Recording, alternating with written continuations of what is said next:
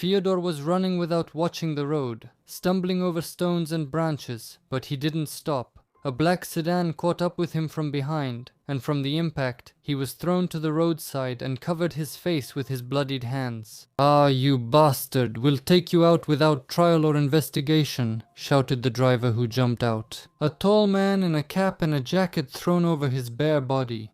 Fyodor started to struggle, trying to get up, but the second man with a crowbar rushed over and struck his legs with full force. A desperate scream echoed like a howl. Meanwhile, the young local district officer Dmitry Maximov was inspecting the crime scene in horror, a private house where the bodies of 5 mutilated corpses lay motionless. You're on the Strashnota channel, and today we'll figure out what happened early one August morning in the small Russian village of Predjerim, and what this has to do with a story of unhappy love. She liked him for his beautiful eyes, and she started living with him. He began an affair, and just yesterday they had a passionate evening together. Jerim is a small village in the Shirinsky district of Khakassia, the only settlement in the Jerimsky Rural Council. Fields and forests stretch around it, and 50 kilometers away, the surface of a lake glistens. Deterimskoye. A well-known resort area with numerous holiday camps and boarding houses, the village is located 46 kilometers northeast of the district center, Shira.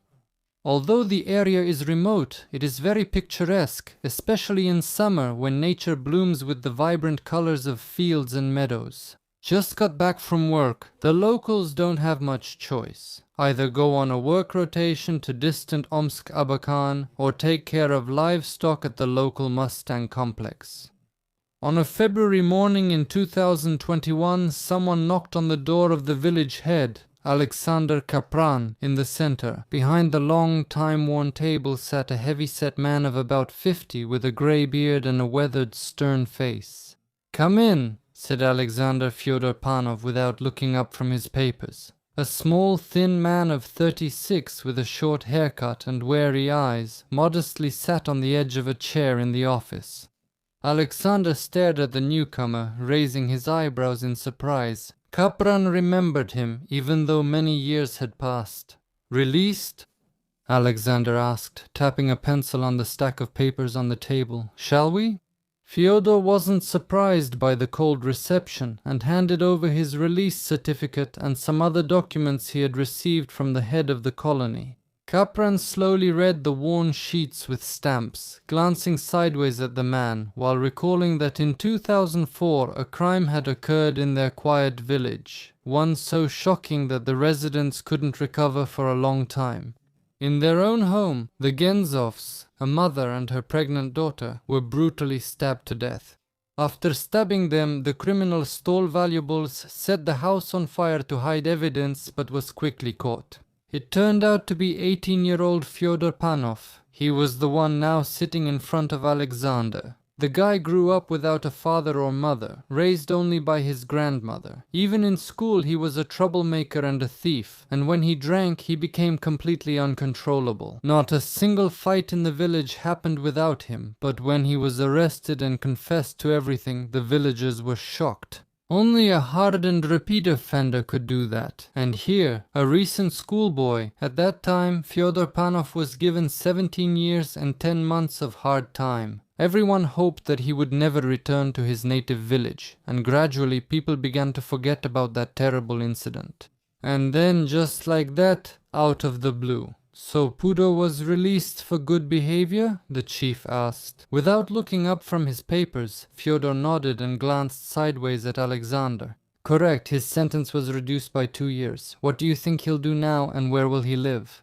Alexander asked, eyeing his yellowish hands covered in tattoos with suspicion. "If you want me to prove myself, I'll work. Where will you assign me?" Fyodor began in a gentle voice. "And I'll live at my grandmother's house. I'll fix it up." Alexander Kapran looked him straight in the eyes. "So, you've changed." Fyodor stood up and said firmly, "Yes, I want everything to be like normal people."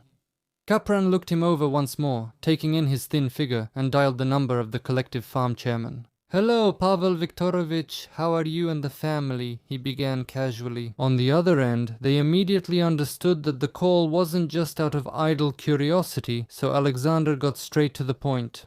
"Fyodor Panov came to my place." "Yeah, that's the one." He glanced at Panov briefly. "He needs a place to stay and something to live on. Can you help?" After getting agreement, Alexander nodded to Panov. "Go to the State Farm Administration tomorrow. They'll be waiting for you there." Watching him leave, he dialed the local police station. "Dmitri, hey, tell me, Fyodor Panov, who served 15 years in Kyzyl and was recently released, came to see me. Wasn't he supposed to stay under supervision at his registered address in Omsk for 3 years?" After hearing the answer, he frowned and continued, "Well then, find out. You're the one in charge of law and order here, and visit his home more often. Who knows, maybe he wants to move into Babkin's house, but that one's abandoned, down the street from the village council." With these words, he hung up the phone and looked thoughtfully out the window. Not far away stood a small, crooked house with an unpainted picket fence and a garden buried in snow. Babushka Panova had died long ago and her home had no heir. Dmitry Maximov had worked as a district police officer for under 6 months and hadn't received his service weapon. The next day, he visited Panov and made sure that he had truly decided to start a new life. Maximov chose not to report Panov, so they released him from Kyzyl. After all, the man had served his time, but he was ordered to go to the district center Shura every month to check in. Panov promised him he would do that, and that's how they parted ways. The chairman of the state farm, Pavel Viktorovich, was a serious and laconic man, solidly built, with thick jet-black hair and closely set brown eyes. He greeted Panov curtly and immediately warned him that work on the farm was a serious responsibility and required discipline. There was plenty to do both in winter and in summer. "If anyone drinks, you'll be out in no time," Pavel Viktorovich said sternly. "No, I won't," Panov replied, shifting from foot to foot. "I can't, because when I drink, I get mean," and he looked seriously at the chairman. "Then come tomorrow at 6 in the morning, we'll take a look at the farm," he replied, a bit more kindly. "If all goes well, I won't cheat you on the money." Panov really got his act together, cleaned up the house and the yard, and worked without complaints or skipping days. At first, the locals were wary of him. You never know what he might do again. At first, it was a bit scary. After all, the man had served time for such a crime, admits Yelena Krivitsa, a resident of Jerim. But then people got used to him and weren't really afraid anymore. His fellow villagers even helped Panin settle in, bringing him things, food and unwanted furniture. He accepted everything with gratitude and turned out to be a good worker, just as he promised. He didn't drink at the farm. People didn't exactly dislike him, but they were wary and tried not to interact with him more than necessary. So, spring passed and the long-awaited hockey season in Khakassia arrived. In the hot summer, sheep and cows grazed in herds on lush meadows as ducks and geese quacked importantly. Swimming near the lake shore, Panov sat in the clearing and lazily watched the sheep as they slowly ate the fresh grass. He was appointed shepherd, entrusted with a flock of 200 sheep. Life was getting better, but he was bored being alone, and the local girls avoided him, remembering his unsavory past. But one day, Panov met Marina Khnycheva, who had recently moved to the village. The 37-year-old woman lived with her parents on the next street. The Khnychev family had settled here a long time ago. Marina's mother, Svetlana Izvekova, was never officially married and lived with her partner, Vladimir Khnychev. Marina had 2 brothers, 19-year-old Vadim, who was disabled since childhood and had epilepsy, and Alexander, the eldest son in the family. Vladimir Khnychev's twin brother, Sergei, also lived in the same house. He didn't have a family of his own, so he stayed with his brother. The eldest, Alexander, lived in the same village, separately with his wife and children, says Alexander, Kairolin's neighbor. No one really knows what kind of relationship Sveta had with the brothers, and it's not our business anyway, but they had been living together for a long time. Vladimir registered the children as his own. They lived like everyone else. Sometimes they drank, but there were no fights or arguments. They have 3 family pensions, disability benefits, and her son gets another. Why wouldn't they live well? Marina's parents worked at the state farm all their lives, earned good money, then retired and started running their own household. Marina got married at 22 and moved to Abakan with her husband. At first they lived well, but then her husband started drinking. Why make a scene? The girl endured it, as usual, for a very long time, but in the summer of 2021, after another argument, she went to her relatives in the village of Jerim, taking her 8-year-old daughter Alina with her. No one knows what Marina saw in the ex-convict Panov. Her friend Tatiana says that Marina fell in love, and love is often cruel. So they started seeing each other in secret at first, to avoid her parents' anger, but later they stopped hiding their relationship. The whole village was whispering about it. Fyodor didn't hide his dark past from this couple, and Marina believed that he was a completely different person now. Panov was nothing like her husband. He didn't drink, wasn't abusive, and even tried to care for her. He sometimes picked wildflowers for her or brought her a chocolate bar from the store. And when they spent evenings at his place, Marina could allow herself to have a drink, but Fyodor wouldn't drink a drop. "Marina, I have work tomorrow, and besides I haven't drunk in a long time," her beloved explained, secretly glancing at the glass of wine. "And if you're so proper, maybe my family will accept you too?" asked Marina, her cheeks flushed from the drink, looking into his eyes with hope. "Aren't they already looking at me sideways?" Fyodor answered disappointedly, scratching the edge of the table with a dirty fingernail, recalls Tatiana, Marina's friend. When her relatives found out who she was involved with, they made a huge scene. She replied, "It's my life. I live how I want and with whom I want." Her mother, Svetlana, said, "You don't even know what kind of monster you're involved with. He didn't spare a pregnant woman for money and trinkets, yet you want to be with him while your husband is still alive." Marina looked at her mother reproachfully. "My husband was so jealous he'd hit me or cause a scene if I just looked at someone. But did he ever visit his daughter even once? Fedya, despite being in prison, has never hurt me. He doesn't drink vodka and works hard. Whatever happened long ago, he's already paid for it. Listen, daughter, go out and have fun, but don't you dare bring that ex-convict into the house. I'll throw both of you out, just so you know," her mother answered sternly, hands on her hips. "Maybe I'll move in with him soon and bring my daughter," Marina blurted. "If I listen to you all, he's the only bad one while you're all perfect and wonderful. You live with 2 men, yet I'm the one who's wrong."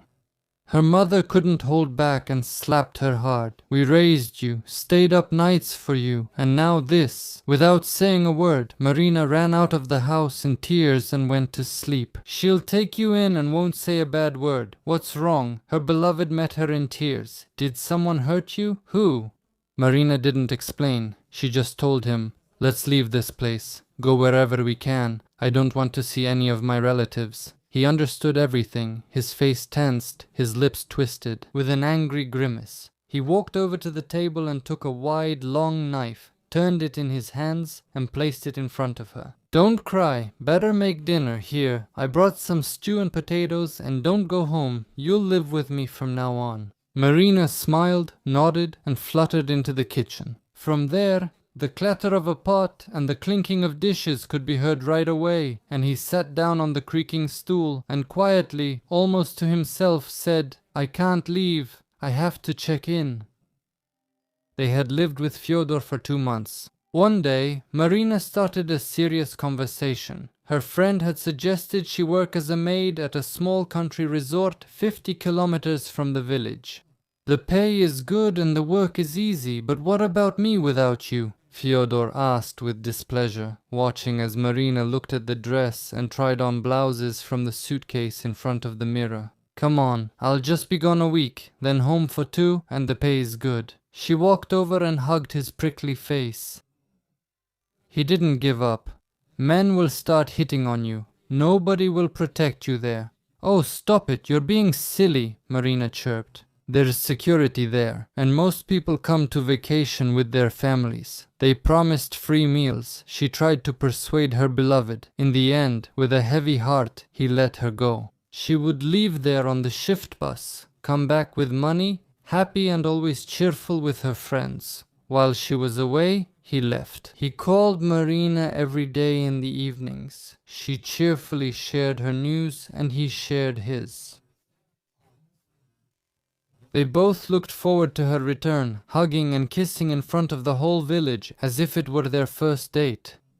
Svetlana watched them from behind the fence, and something inside her froze, quietly tingling in her heart. "Look, mother," Vladimir Khnychev came up to her. "What passion they have! Maybe it really is love." Svetlana glanced at him displeased. "Only the grave will fix a hunchback. He's quiet as long as he's sober, but if he starts drinking and she makes him angry, he'll stab her like he did those two, won't even flinch." Vladimir looked at her, sighed, and went into the house. What's the point of talking to a woman? Once she gets something into her head, there's no convincing her otherwise, Marina soon realized. She started staying at the base for 20 days at a time and only spent a week in her home village. Fyodor missed her, called several times a day, checked if everything was all right, but more and more often she didn't answer the phone. "That's just how the job is. Sometimes I can't even sit down, and I left my phone in the bedroom," Marina would say. Trying to end the conversation faster, Fyodor began to notice that their talks were getting shorter and shorter. Sometimes she was asked to cover for a waiter with overtime. Other times a lot of guests arrived, and she had to stay home for a couple more days. She was intimate with him less and less often, and there was no trace left of the former warmth. "I'm so tired, you don't understand me," she would turn away from his kisses. And she needed to visit her daughter. She hadn't seen her mother in a long time. Fyodor felt that she had changed, but he couldn't or didn't want to understand why. In the evenings, in his small house, he drank more often, complained to random companions about his falling out with Marina, and grew increasingly bitter. "Is it true that you slit those women's throats back then?" asked Konyuk Sashka, sniffing a piece of pork fat after drinking his moonshine. "I've got schizophrenia or something. I go crazy in spring and fall," said Fyodor, giving his drinking companion a look. "And for you, is killing a man as easy as blowing your nose?" he added with a smirk. In the evenings, after drinking, he wandered the village, sometimes singing criminal songs or arguing with neighbors at their windows. The locals tried not to get involved with him. He'll sleep it off and calm down, they thought. Soon, he was kicked off the farm for his drunkenness and causing trouble. It was good that he had planted a garden in the spring. He had his own vegetables and fruits. One day, Marina didn't come. Fyodor stood by the bus, looking at the cheerful shift workers with a puzzled expression. "Where's mine?" he asked which women had arrived, sensing something was wrong. "Let her tell you herself," answered a lively girl with a colorful scarf on her head, and quickly walked away. Fyodor stood and stared into the distance. Coming to his senses, he took out his phone and with trembling fingers dialed Marina. No one answered. He kept dialing again and again. Finally, he heard his beloved's voice say, "Hello." She answered quietly, unusually cold. "Where are you?" He shouted into the phone. "Don't shout," she replied calmly. "I wanted to call you and say that we're no longer together." Fyodor staggered, his head spinning from what he'd heard. He squatted down out of habit, his temples pounding, his mouth dry, and her voice continued, "I know you'll be upset, but I've fallen in love with someone else. He loves me too, and we want to move to Omsk with Alinka. I'm to blame. But you think I'll be upset?" Fyodor shouted into the phone, regaining his composure. "Well, sometimes love just fades," she began, but Fyodor interrupted. "Ah, you scoundrel, you hooked up with some rich guy, and here you were telling me you were tired and had no energy," he shouted even louder. Curious neighbors peeked out of their windows, but when they saw the red-faced ex-convict, they quickly slammed them shut. To avoid trouble, he kept shouting, getting more and more worked up and cursing his former lover, until the line went dead. There was silence, a ringing in his ears, and then Marina's apologetic voice. "We're not together anymore. Everything inside me broke." He staggered toward the store. "Give me some vodka and a snack on credit," he asked Natashka, the local shopkeeper. "I'll pay you back tomorrow. Here, take my phone as collateral." She looked at him with suspicion, but didn't argue. She carefully put 2 bottles, some canned food, bread and sausage into a bag and handed it to him. Natashka was already aware of what was going on. In a small village, news spreads instantly. She felt sorry for the man. He had just started his life over, and now he might get drunk and do something foolish. She called her daughter. "Come home, lock up, stay inside, and don't go out. I'll explain after my shift." Panov came home, opened a bottle, and drank half of it straight from the neck. His vision blurred. He sat down on a creaking stool and buried his head in his hands. "Why is it like this? I just wanted things to be normal, like everyone else," he whispered, reaching for the bottle again. "Well, that's fine, I'll show you," he said, raising his head and shaking his fist at the window. "You'll find out who Fyodor Panov is." On the morning of August 5th, 2021, Fyodor went outside, his head buzzing and his heart pounding wildly in his chest. He crossed the road near the Khnychev's house and stopped. Svetlana was hanging out the laundry and didn't leave. She saw Fyodor walk up to the gate. "Hey there, mother-in-law," he shouted brazenly. "Do you know where your daughter is, you tramp?" Svetlana turned around and glared angrily at the drunken Fyodor, who was leaning against the gate. "What do you care, mother-in-law?" She replied sadly. "Mother-in-law, leave now, or I'll call Sashka to teach you some manners." Rage consumed Panov. He quickly opened the gate and drew a large kitchen knife from his boot as he put it back on. "Now you'll be covered in blood," he growled and ran toward the woman. "Help!" screamed Svetlana and ran toward the porch. He caught up with her and struck her hard in the back with the knife.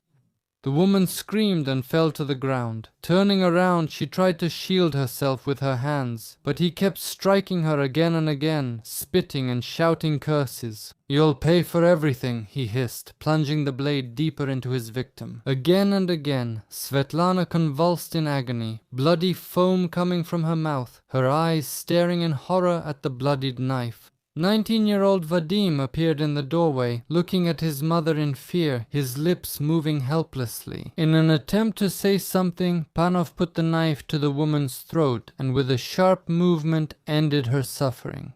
Throwing the body aside, he rushed at Vadim. Vadim ran into the house screaming, trying to save himself. Panov grabbed him by the neck and threw him into the room. Vadim fell, but immediately jumped up. Panov stood in the doorway with a grin, clutching the knife, and moved toward the young man. Vadim glanced at the window, jumped onto the windowsill, opened the sash, and tried to jump out into the garden. Panov caught up with him and stabbed him in the back. The blow struck his heart. The young man went limp and slid to the floor, his eyes frozen with surprise and fear. Panov looked around for a new victim, his eyes gleaming with animal rage. He felt the blood, the excitement of a predator. Just like years ago, a rustling came from behind the nightstand and a child's head peeked out. Alina, scared half to death, sat on the floor and listened to the screams. Panov grabbed the child by the hair and dragged them to the middle of the room. "And you're here too, kid." The little slutty girl squealed and tried to break free, but Dushagub had already pressed a knife to her throat. It all happened quickly and painlessly. He discarded the bleeding bodies. Right then, Vladimir appeared in the doorway on the floor. He had been tending potatoes in the garden and at first didn't pay attention to the screams. "Svetka's arguing with someone again. What a quarrelsome woman." He froze. When he saw the bloodied guy, Panov, he grinned wickedly. "Now you," Vladimir rushed back. There was a hoe in the garden, at least some kind of protection, but the 58-year-old man didn't manage to take even 5 steps. Panov caught up with him in the garden, knocked him to the ground, and started stabbing him furiously. Soon the screams turned into a death rattle. Sergei, Vladimir's brother, didn't hear anything. Since early morning he had been working on the floors in the bathhouse, replacing the rotten boards.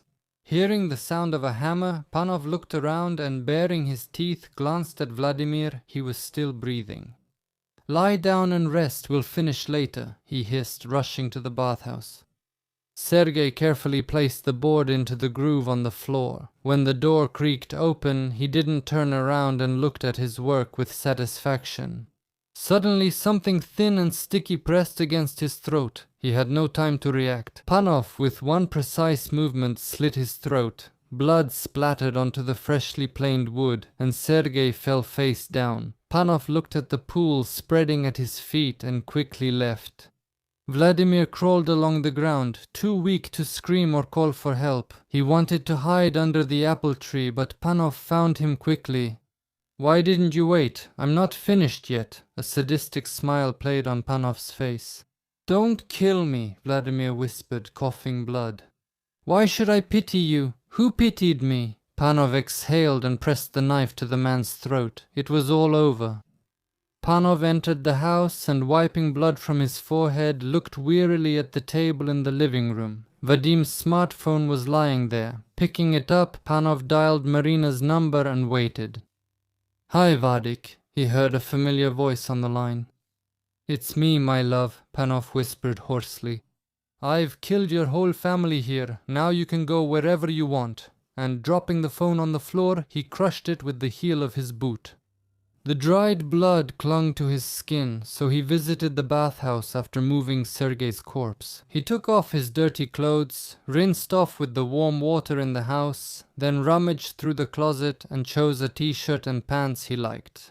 Going outside, he walked to the neighboring house where the shopkeeper Natashka Rubtsova lived with her 2 children. She had the day off and had started cleaning since the morning. Seeing Fyodor through the window, Natashka rushed to the door and locked it, recalls Natalia Rubtsova. "I got scared that he would start demanding his phone back, and who knows, maybe he was planning something bad. I locked myself in, and he was banging on the door, yelling that he would stab everyone. I called the district officer loudly so he could hear, and only then did he get scared and leave. At that time, the paramedic Tatiana Prakt got a call from Marina," Tatiana recalls. "She was screaming, crying, 'Aunt Tanya, run!' She said, 'Hurry, he stabbed or cut them all there.' I don't remember exactly. My mind is a mess now. I asked, 'Why do you think that? What did you come up with? Calm down. What happened?' She said again, 'No, they're all unreachable. He called me himself and said so. He cut them all there.' I asked her if she called the local police officer, and she said she didn't have the number and then hung up." Tatiana herself called 23-year-old local police officer Dmitry Maximov. He was already aware of the situation and was just about to go to the Khnychev's house together with the head of the Dzerimsky village council, Alexander Kapran. Tatiana went on foot. The Khnychevs lived just a few houses away from her on the same street. As she approached the house, the district police officer and village council head also arrived. They entered the yard and saw that the mistress of the house, Svetlana, was lying face down on the porch. "I examined her. She showed no signs of life and had her throat cut," says Tatiana.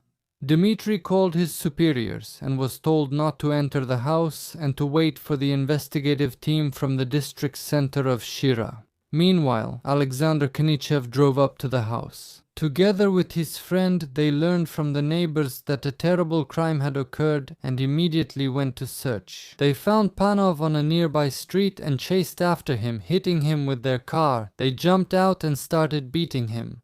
"I'll cut all your heads off," Panov shouted. But Alexander Khnychev didn't listen to him. He was furiously beating him with his hands and feet. If it hadn't been for the timely arrival of the head of the village council and the district police officer, Panov would have been beaten to death. Alexander pulled the enraged Khnychev away.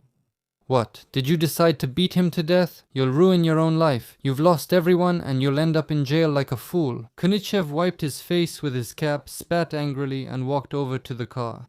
Panov was restrained and given to the police.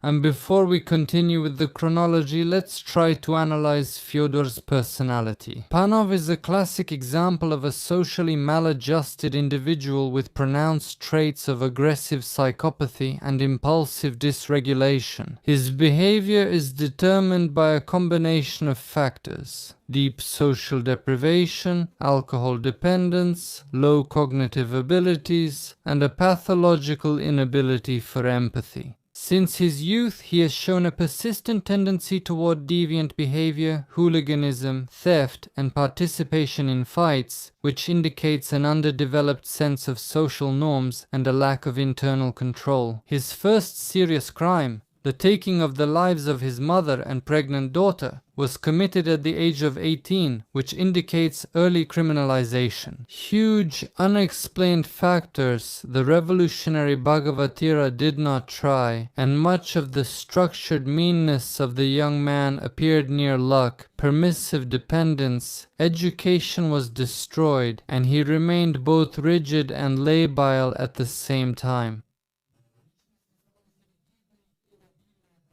He easily regressed when faced with frustration. The key trigger for his actions was pathological jealousy and fear of rejection. His relationship with Marina became a tool for self-assertion and compensation for his own inferiority. When this illusory construct collapsed, he experienced a catastrophic breakdown of his defense mechanisms. Alcohol acted as a disinhibitor, removing what little control he had over his aggression. The very manner in which the crimes were committed, the excessive cruelty, multiple blows, and demonstrative nature, indicates a state of affective rage, but also sadistic tendencies. When he took a life, he was punishing, seeking revenge, which points to paranoid traits, a distorted sense of justice, and a total devaluation of other people's lives. At the same time, Panov retained elements of pragmatic calculation, tried to cover up the traces of his first crime, chose the right moment to attack, and acted methodically. This combination of impulsiveness and primitive cold-bloodedness is characteristic of dissocial personality disorder. It is important to note that he did not show any signs of remorse and behaved during the investigation in an alienated or manipulative manner. His confessions were motivated not by a sense of guilt, but by fear of a life sentence. Thus, Fyodor Panov is a type of social predator shaped by his environment and his own psychopathological traits. His personality is characterized by total emotional poverty, inability to form attachments, dominance of primitive defense mechanisms, projection, denial, and a high readiness for violence as a universal way of solving problems. The first directorate for the investigation of especially important cases of the main investigative department of the Investigative Committee of Russia for Krasnoyarsk Territory and the Republic of Khakassia investigated the crimes. During interrogations, Panov remained silent and answered the investigators' questions monosyllabically. Only when faced with the fear of a life sentence did Panov start to talk. Thus, the investigators were able to learn the motives and details of this bloody crime. Marina Khnycheva never attended interrogations in the village. She honestly admitted that she had unintentionally become the cause of this terrible tragedy, but she was afraid to meet with her former lover. In a fit of rage, he could have stabbed her, so she decided to break up with him over the phone, which led to the tragedy. According to the law, unauthorized leaving of the place of residence by a person under supervision, committed with the purpose of evading administrative supervision, is punishable by corrective labor for up to 2 years, or imprisonment for up to 1 year. District Police Officer Dmitry Maximov knew this very well, and should have kept a record of the aggressive criminal who had settled in his area without permission, but for some unknown reason he did not do so. Maybe he felt regret, his superiors reprimanded and warned him, but the family can't be restored. There weren't enough mechanisms in place to prevent the crime, even if supervision was being carried out. Well, he'll come once a month, check in, and that's it. And that's where the authority ends, said retired senior investigator for especially important cases, Pavel Zaitsev. The house where the Khnychev family lived is now empty. No one wants to move in, and Marina has moved to live in Omsk. Whether she comes to visit her relatives' graves or not, it's unknown. I don't know. The examination found Fyodor Panov to be sane, with no signs of schizophrenia, but he was diagnosed with alcoholism and low intellectual abilities. On November 17, 2021, the Supreme Court of Khakassia began announcing the verdict against Fyodor Panov, who was accused of murdering 2 or more people, including someone under the age of 18. The court agreed with the prosecutor's opinion on the man's guilt and sentenced him to life imprisonment in a high-security penal colony. And what do you think about this case? Leave your comments, like or dislike, and share this story. And the Strashnota channel, well, you know who to show it to, who might like it.